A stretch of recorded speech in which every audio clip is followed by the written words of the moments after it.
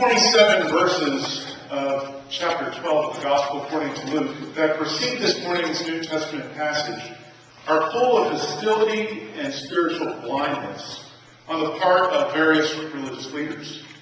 The two preceding encounters have some Pharisees and Sadducees questioning Jesus' understanding of both taxes and the meaning of resurrection. Jesus answers his critics in a way that quiets them, at least temporarily. And so it comes as some surprise when we are introduced to a scribe who overhears the disputes and recognizes the truth of Jesus' answers. The scribe asks Jesus about what matters most. What matters most in all the commandments the people of Israel were taught to live under. This scribe wants to know what Jesus thought. Jesus' answer provides us with a framework through which we can understand what it means to follow Christ and be led into the kingdom of God today and forevermore. Please open your heart and mind to hear God's word to us from the Gospel according to Mark, chapter 12, verses 28 to 34, which can be found on page 46 of the New Testament section of your pew Bibles. One of the scribes came near and heard them disputing with one another, and seeing that Jesus answered them well, he asked him, "Which commandment is the first of all?" Jesus answered, "The first is, Hear, O Israel, the Lord our God, the Lord is one.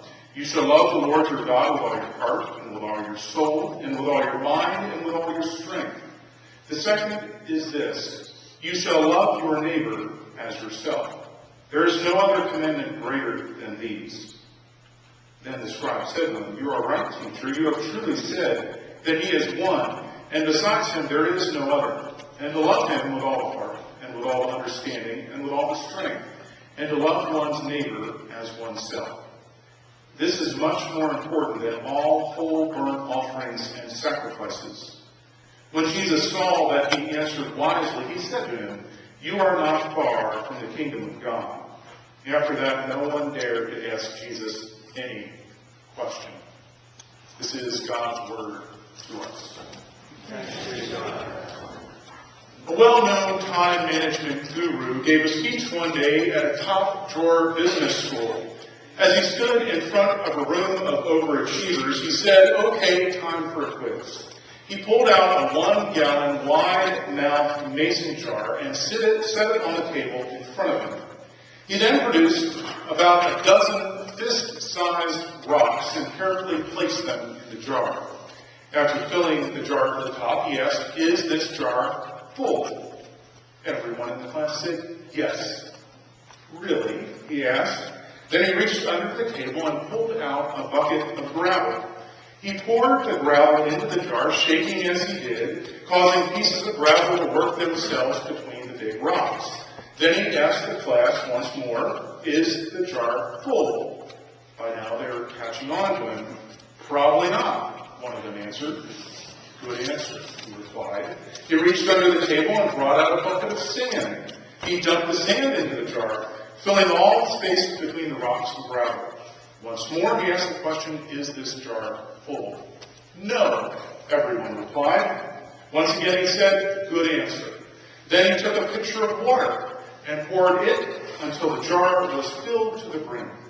He looked at the class and asked, "What is the point of this illustration?" One eager student said, "No matter how full your schedule, if you try really hard, you can always fit more in." "No," the speaker replied, "that is not the point. The point is, if you don't put the big rocks in first, you'll never get them in at all."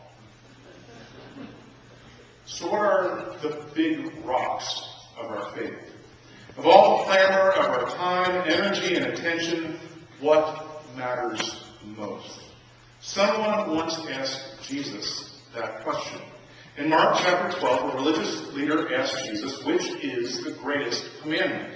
In short, the religious leader was asking Jesus, what matters most? What are the big rocks? Jesus gets to this point of naming the really big rocks of life being found in relationships, the relationship with God and our neighbors, after several encounters with his critics. Of course, it's not just the immediate context of his previous encounters that Jesus relies on. Being a student of the Scriptures, Jesus knew God's intentions for humanity when he quotes Deuteronomy to the curious scribe. In addition to what Deuteronomy has to say, by looking at the previous two encounters between Jesus and his adversaries, we can see Jesus building to his answer of what matters most in life. Back in verses 13 through 17 of Mark chapter 12, Jesus is asked about whether it is lawful, according to the law of Moses that is, to pay taxes to the emperor.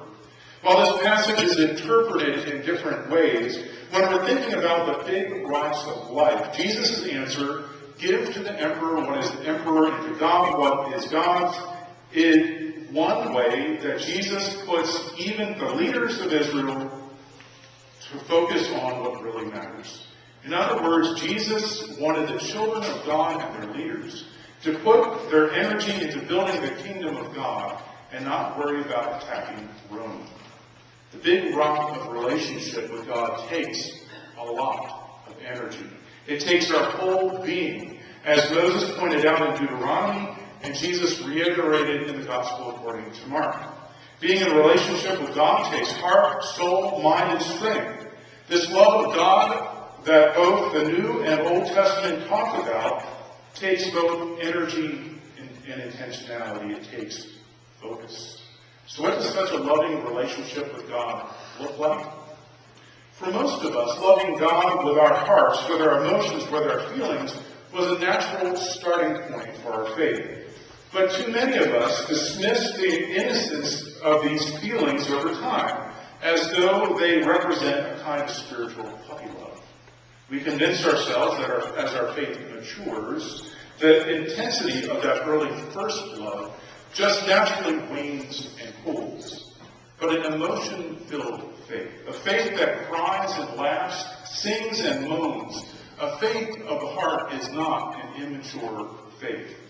Emotional outbursts of faith can be life signs of a vital faith. Loving God with our soul takes some understanding that the soul is the combination of the divine spark or spirit and human needs and desires that makes each of us so much more than the sum of our parts. When we love God with all our soul, we succeed in integrating our faith into our whole being. Such a love does not allow for compartmentalizing of religious life from the rest of our life when the love of the Lord has entered deeply into our souls. Loving God with our mind means that we have allowed it to be softened by our hearts while at the same time being sharpened by our souls. When this happens, our mind becomes a powerful tool for serving Christ in the world. A mind committed to Christ doesn't spend all its energies thinking up schemes for just getting ahead, maximizing profit while minimizing risk. A mind devoted to Christ searches for ways to shape raw data into a message of God's redeeming love for the world. As for loving God with our strength, it's a combination of our body and its motivators, namely the heart, soul, and mind. In our increasingly sedentary